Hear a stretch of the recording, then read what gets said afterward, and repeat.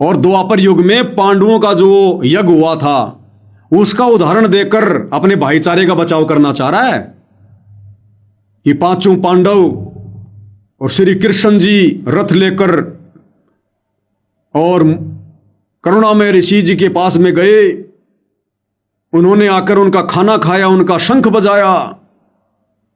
क्या उन्होंने मान सम्मान नहीं किया? क्या वो कौन से छोटे पड़ गए?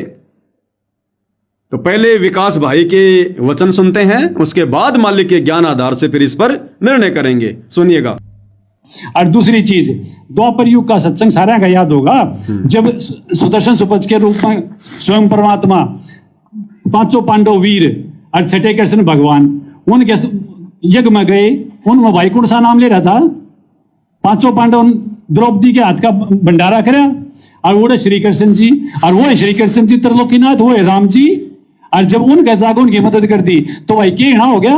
और उन्हें सम्मान को ना करा के रथ में बिठा के ले गए होंगे, 11 योजन पाया गए होंगे, नंगे पा गए होंगे। कहता पांडवों ने सम्मान नहीं किया क्या? रथ में बैठाकर नहीं लेकर गए क्या? द्रौपदी ने खाना नहीं बनाया क्या? वो सम्मान नहीं था क्या? भैया, जब द्वापर युग में पांडवों पर आपत्ति आई, उनका यज्ञ सफल नहीं हो रहा था, तो पांडव कहां गए थे? कहां गए थे पांडव? इन गांव वालों की तरह आश्रमों में नहीं गए थे कि अर्जी लगाओ महाराज जी से, अर्जी लगाओ। पांचों पांडव खुद श्री कृष्ण जी नंगे पैरों साक्षात भगवान के पास गए थे। सुपच रूप में जो परमात्मा बैठे हुए थे कबीर जी झोपड़ी में, खुद गए थे। जिनका काम बिगड़ा हुआ था ना, वो खुद नंगे पैरों गए थे। जहां भगवान बैठा हुआ था जिस झोपड़ी में, आज वो कबीर भगवान हिसार जेल वाली झोपड़ी में बैठा है।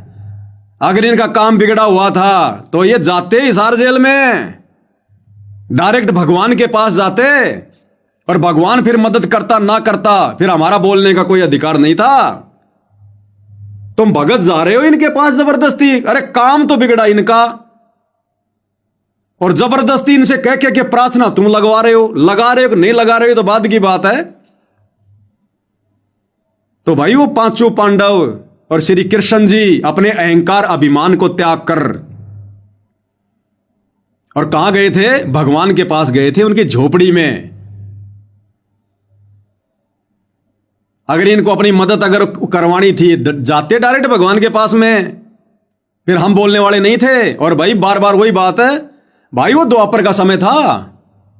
उस समय परमात्मा ने क्या किया क्या नहीं किया, केवल आत्माओं को चार्ज करना था, वो मोक्ष का समय नहीं था।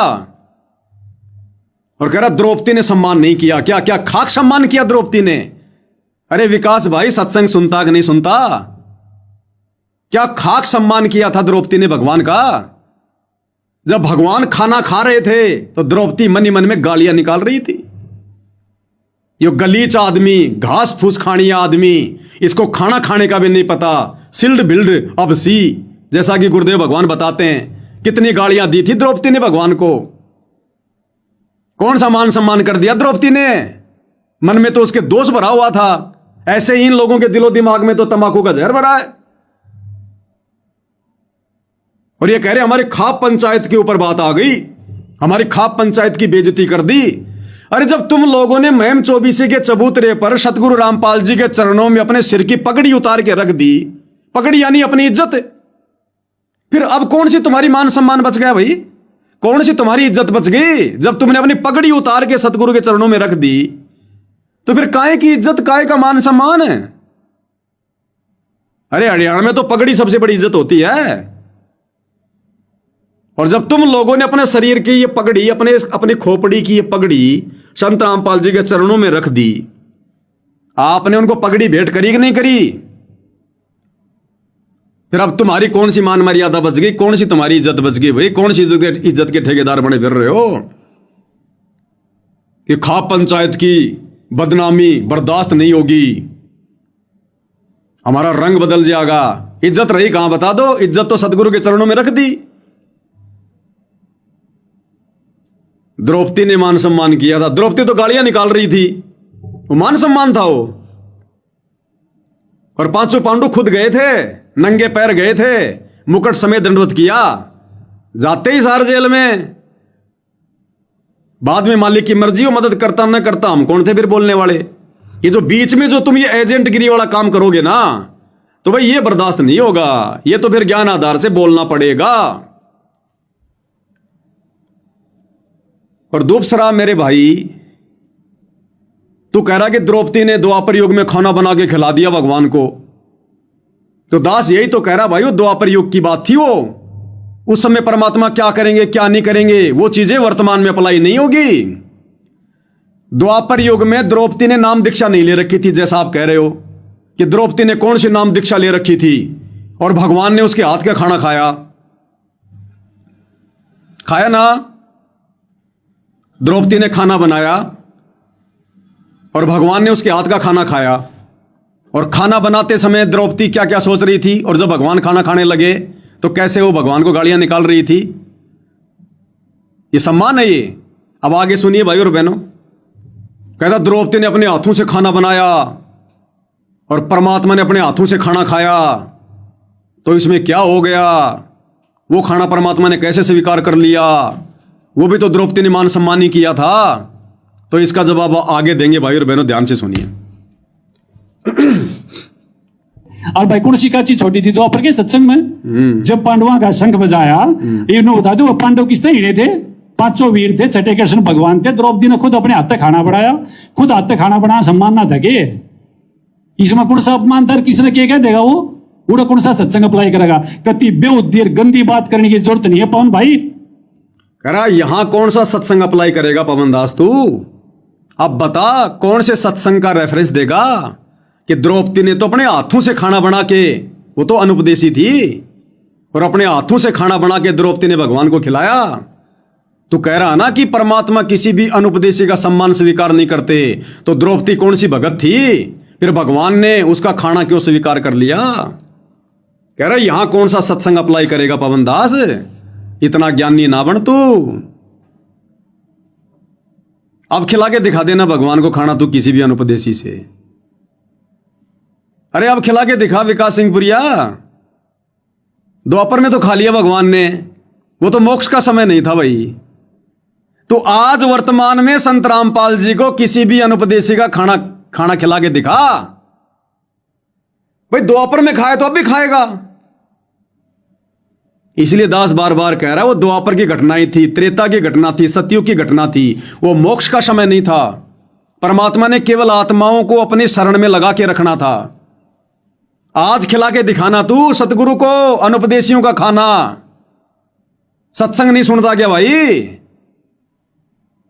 सत्संग सुन सतगुरु का। लेकिन तू तो कह रहा कि ये तो निराधार है, सतगुरु के तो सत्संग ही निराधार हैं। तो भाई और बहनों, ये तो निराधार मानते हैं सत्संगों को। आप भाई बहन समझ लो, आप भाई बहन सुन लो। विकास सिंह पुरिया कह रहे हैं द्रौपदी ने हाथों से खाना बना के खिलाया, वो अनुपदेशी थी। क्या भगवान ने खाना नहीं खाया? क्या वो सम्मान स्वीकार नहीं किया? ये कलयुग की बिचली पीढ़ी है।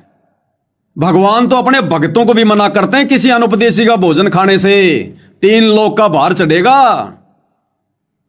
और आज क्या कह रहे हैं सतगुरु रामपाल जी भगवान, वही कबीर परमात्मा। आज गुरुदेव भगवान क्या कह रहे हैं? गुरुदेव कह रहे हैं मैं भी उसी घर का खाना खाता हूं जिस घर में हमारा कोई एक व्यक्ति उपदेशी हो जाता है। सतगुरु के मुख से सुनिएगा। द्रौपदी ने हाथ से खाना बना के खिलाया, भगवान ने खाया। आज दिखा खिला के क्या कह रहे हैं गुरुदेव, सुन ले। कि जो परमात्मा से जुड़ी हुई भक्त आत्माएं नहीं से उनके भोजन खानते भी पाप लगता है, नरक में जाता है। अब हम अपने सेवकां की रोटी उसका भोजन पाते हैं जो हमारे उपदेशी हो चुके हैं ईश्वर के। कहते हैं कि ईश्वर पद से मरम नाही गरही आन उपासी, जाकी भिक्षा संत न खावे पड़े काल की फांसी। संत ने अनुपदेशी बिना भगवान का नाम लिए हुए जीव का तो रोटी भी नहीं खानी चाहिए, वो भी उसका भोग भोगना पड़ता है। पता भाई? अरे विकास सिंह पुरिया जी, चलो मैं पवन दास तो सत्संग नहीं सुनता भाई, समय नहीं मिलता, अज्ञानी आदमी हूं, समझता नहीं। अरे तू तो 25 साल से भगत है, सार नामी है, गुरु जी के साथ रहा हुआ है। आज भी आश्रमों में रहता है, दुनिया को सत्संग सुनाता है। अरे द्वापर में तो खा लिया सतगुरु ने खाना द्रौपदी के हाथ का, अनुपदेशी का। तू आज खा के दिखा। सुन ले अब ये सत्संग भाई, खुद कह रहे गुरु जी कि हम अपने सेवकों के उसके घर में खाना खाते हैं जो इस परमात्मा का उपदेशी हो जाता है। आज दिखा तू खाना खिला के। इसलिए दास बार बार कह रहा भैया ये मोक्ष का समय है, कलयुग की बिजली पीढ़ी है। आज से पहले तो सतगुरु ने बहुत कुछ किया है, जो कार्य करने के लिए आज अपने भक्तों को मना कर रहे हैं, खुद भी नहीं करते। सदना कसाई ने कहा जी मुझे 100 बकरे मारने का आदेश दे दो। सतगुरु ने कहा कि ठीक है भाई, 100 से ज्यादा मत मारना। आज कोई भगत कहे गुरु जी मुझे शराब पीने का आशीर्वाद दे दो, दे देंगे क्या? अरे वो राजनीति वाले वीडियो आते हैं ना, जिसमें एक भगत बोला जी गांव वाले मुझे सरपंच बनाना चाहते हैं, तो गुरुजी ने क्या कहा, इससे अच्छा तो कुएं में पड़ जा, सरपंच बनेगा यो। तो आज क्यों नहीं दे रहे गुरु आदेश बकरे काटने का, मांस खाने का? बहुत सारे भगत चाहते हैं हम बकरे खाएं, मांस खाएं, है भाई, शराब पिए, बीड़ी पिए, हुक्का पिए। अरे आज क्यों नहीं दे रहा सतगुरु आदेश? सतगुरु ने तो नरसी का भात भर दिया। आज सतगुरु ना तो खुद भात भरते, ना अपने भक्तों को भात भरने देते। बोल भाई, ये कलयुग की बिचली पीढ़ी है, कलयुग की बिचली पीढ़ी। अरे 650 साल पहले तो सतगुरु ने खुद अपनी बेटी को, उस काशी वाली उस गणिका बहन को 16 श्रृंगार करके आने के लिए कहा था कि बेटी सज धज के आना, 16 श्रृंगार करके आना, और हाथी पे बैठाया। आज गुरुजी क्यों कह रहे हैं कि भक्तों ने सोना नहीं पहनना चाहिए, सोना तो घर में भी नहीं रखना चाहिए, सोने में काल का प्रवेश है। आज भक्तों को क्यों सोना पहनने का आदेश नहीं दे रहे गुरुजी? बता भाई विकास सिंह पुरिया। क्योंकि ये कलयुग की बिचली पीढ़ी है। ये झूठे भाईचारे के चक्कर में भाई गधा बनकर फिरेगा अगले जन्म में। तेरा कुछ भी ढाल ना डालेंगे ये भाईचारा। तू भक्तों को दुश्मन समझ रहा है और इन जगत वालों को हुक्का पाड़ूंगा तू अपना जो मित्र मान रहा है। परमेश्वर के विधान को तोड़ रहा है। भगत समाज को झूठे झूठे ये उदाहरण देकर भ्रमित करने का कुप्रयास कर रहा है। अरे आश्रमों में तेरे पास में जो भगत बैठते होंगे ज्ञान चर्चा के लिए, भाई तू क्या ज्ञान सुनाता होगा उनको? तू तो सबकी मति भ्रष्ट कर रहा है।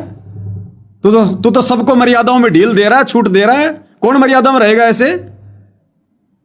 इसीलिए तुम लोग जगह जगह जाते हो, ये गांव में सबका खाते हो तुम, सबके पाप कर्म अपने सिर पे रख रहे हो तुम। फिर मेरे को कह रहा कि सत्संग ध्यान से सुनाकर पवन दास तू, और ज्ञान चर्चा करनी है तो मेरे ते कर। अब तेरे से कर रहा हूं भाई साहब। आसाराम जी से नहीं कर रहा, तेरे से कर रहा हूं ज्ञान चर्चा। तो आ गई होगी तेरे समझ में भाई बात। वो द्वापर का समय था मेरे भाई, ये कलयुग की बिचली पीढ़ी का समय है, कलयुग की बिचली पीढ़ी का। इस समय सतगुरु भी वही कर्म करेगा, क्योंकि सतगुरु वर्तमान में एक भगत की भूमिका में है, एक शिष्य की भूमिका में भी है। और जैसे कर्म सतगुरु करेगा वैसे उसके भगत करेंगे। और द्वापर में जब सतगुरु आए थे करुणा में ऋषि के रूप में, वो किसी के शिष्य नहीं थे। और भगवान पे कोई कर्म लागू नहीं है, भगवान तो खा ले किसी का भी। फिर वर्तमान में क्यों नहीं खा रहा जब द्वापर में खाया था तो? और दूसरी बात, सतगुरु क्यों आए थे पांडवों के उसमें यज्ञ में? उनका भोजन करने के लिए, अपने भगत की मर्यादा बचाने के लिए। अरे पहले भीम कहां गया था? सुदर्शन के पास। सुदर्शन ने क्या कहा कि ऐसी ऐसी 100 यज्ञों का फल पहले मुझे संकल्प कर, तब तुम्हारे पाप का भोजन खाऊंगा। तो भगत ने वचन दे दिया था। अब काल भगत को ठगता वहां पर, काल पांडु में प्रेरणा कर देता कि ठीक है भाई 100 यज्ञ का फल हम तुझे दे रहे हैं, और दे दिया था उन्होंने। संत मिलन को चालिए तज माया अभिमान, जो जो कदम आगे धरे तो त्यों यज्ञ समान। वो तो भगवान आके बैठ गए सुदर्शन के रूप में, नहीं तो सुदर्शन तो अपने वचन में फंस गया था। श्री कृष्ण को भेज दिया काल ने उधर से वो तैयार करके भगत की मर्यादा तोड़वाने के लिए। और जब जाते वहां पर, और अगर होता वहां वो सुदर्शन, वो भगत तो यही कहता भैया मैंने एक शर्त रखी थी इसके सामने कि ऐसी ऐसी 100 यज्ञ का फल मुझे दे, फिर चलूं मैं तेरे साथ।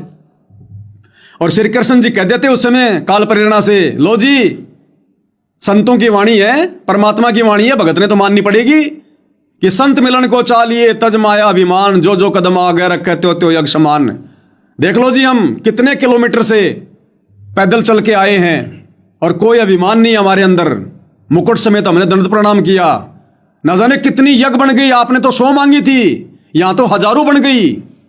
उस सुदर्शन को मजबूरी में जाना पड़ता वचन में बंधा होने के कारण, और जाता तो भाई वो महाभारत के युद्ध में कितने पाप हुए थे, वो सारा का सारा भार सुदर्शन के सिर पे रखा जाता। इस मजबूरी में परमात्मा गया था अपने भगत को बचाने के लिए। और तुम तो खुद ही मरने के लिए जा रहे हो, खुद ही। सतगुरु तो बहुत दूर की बात है, तुम तो खुद ही मोटर पाइप ले लेके खुद ही जो है मरने के लिए जा रहे हो। मेरे भाई बाढ़ की खाल निकलेगी, ये अध्यात्म है, अध्यात्म है। ये सतगुरु धरती पर आए हैं, सतलोक ऐसे नहीं जाया जाएगा। काल कदम कदम पे ठगेगा, कदम कदम पे। और ये ज्ञान ही आधार बनेगा। ये दुनिया से दुश्मनी सतगुरु ने ऐसे थोड़ी ली है, 2-2 बार की जेल ऐसे थोड़ी काट रहे हैं सतगुरु। आप और हमें ज्ञानी बनाने के लिए, मास्टर बनाने के लिए। मेरे भाई ये ज्ञान चर्चा ही चल रही है ये। अब आगे क्या कह रहा भाई, जैसे किसने तीर मार दिया हो। अब आप सत्सेवक भाई बहनों को समझा रहा है ये, साथ संगत वालों को, कि मुझे तो बड़ा अफसोस हो रहा है जो लोग इसके पीछे लगे हुए हैं, इसके वीडियो को शेयर करते हैं, और आप लोगों को कह रहा है अरे तुम्हारी आंखें फूटी पड़ी हैं क्या, तुमने बिल्कुल भी दिखाई नहीं देते क्या, इस पागल का कनेक्शन कटा हुआ है। कह रहे पवन दास का सतगुरु से कनेक्शन कटा हुआ। भाई और बहनों आप विचार कर लेना किसका जोड़ा है, किसका कटा हुआ है। क्या कह रहा है भाई, ध्यान से सुनिएगा।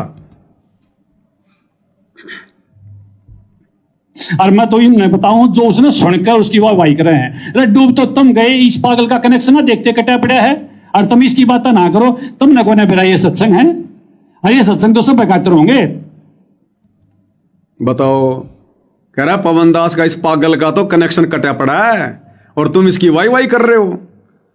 अब भाई और बहनों, ना तो आप लोग मेरी वाह वाई करते, ना मैं किसी की वाह वाई को स्वीकार करता। ज्ञान आपको भी और मुझे भी दिया सतगुरु ने। वाह वाई तो केवल सतगुरु की होती है। वाह वाह कबीर गुरु पूरा है। भगत कैसे अपनी वाह वाह करवा लेगा। अब बोलने वाला जो मर्जी बोल दो। अब निर्णय आप कर लो भाई और बहनों, इसके प्रवचन सुनकर कि कनेक्शन इसका कटा हुआ है या कनेक्शन हम भाई बहनों का कटा हुआ है। और अब क्या कह रहे हो आगे। अब ध्यान से सुनना भाई और बहनों, इसका ज्ञान हंसी आती है भाई और बहनों। मैंने वीडियो बनाने से पहले बहुत सोचा कि मैं अपनी हंसी पे कंट्रोल करूंगा। इनकी नादानी को देखकर, इनकी बालक बुद्धि को देखकर भाई और बहनों बड़ी हंसी आती है। कह रहा आजा आमने सामने ज्ञान चर्चा करेंगे। अरे अब तो बात हमारे भाईचारे में आ गई। कह रहा कि पवन दास आमने सामने आजा, बैठ के ज्ञान चर्चा करेंगे गुरु जी के ज्ञान पे। और निर्णय कौन करेगा, ये पंचायत वाले। कह रहे पंचायत करेगी निर्णय कि किसको ज्ञान ज्यादा है। एक बार सुनो भाई और बहनों इसके बोल वचन आप। भाई घना ज्ञान नहीं ना पाके पवन, और मैं तो सीधे तौर पे आप बात की चैलेंज करूं। मेरा फोन नंबर ले, हमारा नंबर ले, हमारे आश्रम की कमेटी तो बात करे, और तेरा जी करता हो जो हमेशा भी बैठ के बात कर ले। और एक तो हमारे आदरणीय खापत पदाधिकारी भी हैं, तो आगे बैठ के बात करे। और जब हमारा में कमी होगी, या खाप पंचायत जो सदा न्याय करते आई है वो आगे भी न्याय करेगी। तो बात भाईचारे वाली है। सुन लिया भाई और बहनों, मतलब परमात्मा के उस तत्व ज्ञान आधार से ज्ञान चर्चा तो करेंगे भगत, और निर्णय कौन करेंगे, हुक्का पाड़। जो तत्व ज्ञान के आसपास भी नहीं है, जिनको मुंह पुछड़ का भी नहीं पता इस ज्ञान का, कह रहा वो निर्णय करेंगे। ये पंचायत वाले हमारे भाई, करीब तो बात भाईचारे में आ गई। अब बताओ, इसकी ये बच्चों जैसी बातें नहीं है क्या है? अरे 2 PhD वाले बच्चे आपस में ज्ञान चर्चा करें, और एक कहे कि निर्णय कौन करेगा, ये LKG का बच्चा। अब बताओ, ये हुक्का पाड़ निर्णय करेंगे ज्ञान चर्चा का। कह तो बात भाईचारे में आ रही है, तो भाईचारा तो तुम्हारा पक्ष लेगा। भाई और बहनों, सतगुरु की एक एक बात अप्लाई होगी, एक एक बात। सतगुरु ने क्या बताया कि 650 साल पहले कबीर परमात्मा जी के साथ में जुलाहों की कॉलोनी में ज्ञान चर्चा करने कौन आते थे? बड़े बड़े पंडित, मंडलेश्वर, सर्वानंद जैसे। और वो बोलते थे धारा प्रवाह संस्कृत। कबीर परमात्मा सिंपल भाषा में ज्ञान समझाते थे। और निर्णय कौन करता था हार जीत का? वो जुलाहों की कॉलोनी वाले, जिनको ना संस्कृत का पता, ना हिंदी का पता, ना जिनको ज्ञान का पता। वो ये देख लेते थे कि कौन ज्यादा बोल रहा है, कौन ज्यादा संस्कृत बोल रहा है, और जो ज्यादा संस्कृत बोलता उसी को वो विजय घोषित कर देते थे। तो भाई क्या कह रहा है कि आजा पवनदास घना ज्ञानी ना बने, आजा आमे सामने बैठ के ज्ञान चर्चा कराएंगे। और निर्णय कौन करेगा? यही पंचायत करेगी जो सदा से करती आई है। अब बताओ भाई और बहनों, ये अध्यात्म में अज्ञानी लोग, हुक्का पीने वाले नशेड़ी लोग, गुरु ने जिनको ढेढ़ की संज्ञा दी है, अब ये लोग निर्णय करेंगे कि भाई ज्ञान किसको ज्यादा है। अब ये बात बोलने वाला कितना ज्ञानी होगा, कितना इसके अंदर विवेक होगा। इनकी बुद्धि पे भाई और बहनों काल बैठा हुआ, काल। इनको कुछ नहीं पता हम क्या बोल रहे हैं, करनी और कथनी कहां इनकी पता ही नहीं है। तो हमारे आदरणीय भाई साहब विकास सिंह पुरिया जी कह रहे हैं कि पवनदास, गुरुजी के सत्संगों की बेइज्जती बर्दाश्त नहीं की जाएगी। अब बताओ, मैंने कौन सा गुरुजी के सत्संगों की बेइज्जती कर दी भाई? कौन सा अपमान कर दिया? कौन सा अपमान कर दिया भाई दास ने? जो सतगुरु ने कहा मैंने वही तो दिखाया, वही तो बताया। और कह रहा है कि बेइज्जती बर्दाश्त नहीं होगी। और फिर खा पंचायत वालों से कह रहा है कि इस पवनदास की तरफ से, इस नीच आदमी की तरफ से हम माफी मांगते हैं आपसे। खा पंचायत वालों को कह रहा है कि उस पवनदास की तरफ से हम माफी मांगते हैं। अरे भाई, अगर तुम सतलोक आश्रम वालों ने मुझ पवनदास की तरफ से अगर अपने भाइयों से माफी मांग ली है, तो फिर मुकदमा किस बात का होगा? भैया, खा पंचायत वाले मेरे से माफी तो मंगवाना चाहते हैं कि या तो पवनदास माफी मांग ले, नहीं तो फिर मान आने का हम केस करेंगे। और माफी तुम लोगों ने मेरी तरफ से मांग ही ली है, तो भाई अब तो मेरे ऊपर मुकदमा होना नहीं चाहिए। फिर अब भी अगर मुकदमा करोगे तो फिर तुम्हारी दोगली बातें, फिर काहे की पंचायत है तुम्हारी, फिर काहे के तुम्हारे पंचायती? भाई उनको माफी तो मंगवानी है। और माफी विकास सिंह पुरिया कह रहा है कि मैं मांगता हूं उस पवनदास की तरफ से। तो भाई मैंने माफी मांगी, चाहे मेरे गुरु भाई विकास सिंह पुरिया ने मानी, बात एक ही है। और जब विकास सिंह पुरिया ने माफी मांग ली सार्वजनिक तौर पर, तो भाई और बहनों फिर खा पंचायत ने मुकदमा तो करना ही नहीं चाहिए मेरे ऊपर। क्या कह रहा भाई? अबे तुरंत बाद में क्या कह रहा पता है? या तो माफी मांग ले, नहीं तो पहले मुकदमा हम करेंगे। तुरंत ही रंग बदल गया। पहले तो माफी मांग रहा है, फिर कह रहा कि आगे से अगर ऐसा किया, कुछ हुआ, तो पहले मुकदमा हम करेंगे। अब देखो भाई और बहनों, इनकी करनी और कथनी पता नहीं कहां जा रही है। क्या कह रहा, ध्यान से सुनिए। और किसी भी प्रकार से महाराज जी के सत्संग का दुरुपयोग बर्दाश्त नहीं करा जाएगा। अरे मैंने दुरुपयोग कहां किया भाई? महाराज जी ने हुक्का पीने वालों को ढेढ़ कहा, तो मैंने भी ढेढ़ कह दिया। इसमें सत्संग का दुरुपयोग कहां हो गया? ये तो मैंने सत्संग का सदुपयोग किया है, जो आप लोग नहीं कर पा रहे। ये तो सदुपयोग है भाई, दुरुपयोग थोड़ी है। दोबारा तो अपने जितने भी 24 के खाप के पदाधिकारी हैं, उस बेहुदे और उस गलत आदमी जो मारा, किसी भी प्रकार से उसका कोई भी रिश्ता नहीं है, उसकी तरफ से फिर भी हम पंचायत माफी मांगा। हाँ भाई, कदे न कदे वो निकम्मा आदमी हमारी साथ रहा, यो भी हमारा दुर्भाग्य है। और आगे कोई शिकायत आओगी तो हम पहले उसकी शिकायत करने या कोई भी कार्रवाई करने तैयार रहेंगे। और इसी के साथ मैं धन्यवाद करता हूं। महाराज जी की जय हो। जय हो विकास सिंह पुरिया जी की जय हो। कह रहा है उस गलत आदमी की, जिसका हमारे से कोई संपर्क नहीं किसी भी प्रकार का, और हम उसकी तरफ से माफी मांगते हैं। अरे गलत आदमी की तरफ से माफी मांगने वाला भी गलत होता है। जब तुमने कह दिया कि मैं गलत आदमी हूं, और कह रहा कि उस गलत आदमी की तरफ से मैं माफी मांगता हूं हमारी खाप पंचायत से। अरे भाई मूर्ख आदमी है क्या तू तो गलतियों को बढ़ावा दे रहा है गलत आदमी की तरफ से माफी मांग के। अगर मैं गलत हूं तो फिर तू माफी क्यों मांग रहा है? अरे भाई सामाजिक ज्ञान तो ले, आध्यात्मिक ज्ञान तो नहीं है, सामाजिक ज्ञान तो ले। अगर मैं गलत हूं तो गलत आदमी की तरफ से माफी थोड़ी मांगी जाती है। अगर आगे से कोई गलती करेगा तो सबसे पहले मुकदमा हम करेंगे।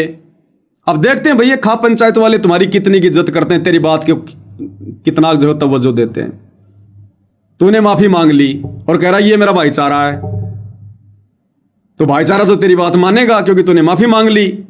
आगे से कोई गलती करूंगा तो फिर आश्रम वाले कह रहे हम मुकदमा करेंगे। तो फिलहाल तो खाप पंचायत वालों ने मेरे ऊपर मुकदमा करना ही नहीं चाहिए, क्योंकि आपने तो माफी मांग ली और वो तो आपके भाई है, आपका भाईचारा है, आपकी बात को वो काटेंगे नहीं। तो चलो भाई, मुझ पवन दास का बचाव हो गया जैसे भी परमात्मा की दया से। होगा नहीं होगा ये तो बाद की बात है, मैं तो इन लोगों के स्टेटमेंट बता रहा हूं।